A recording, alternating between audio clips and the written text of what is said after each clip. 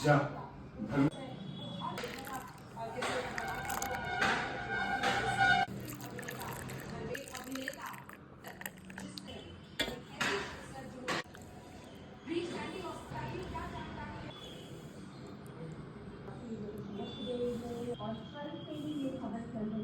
Lunch করতে বসে গেছি, বাজে এখন 3টে।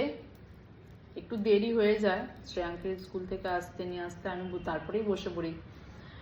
তো লাঞ্চে আজকে আছে পুঁটি মাছ দিয়ে ওই শীতের সবজি, সিম, বেগুন, একটু মূলো এইসব দিয়ে একটা তরকারি বানিয়েছি, ঝাল, খুব সুন্দর হয়েছে খেতে। আর এই মাছটা চিংড়ি মাছ ভাজা করেছি, ঝাল করিনি। আর এটা হচ্ছে তোমার কলা ভাজা, পাতলা করে একটু মুসুর ডাল বানিয়েছি, এই যে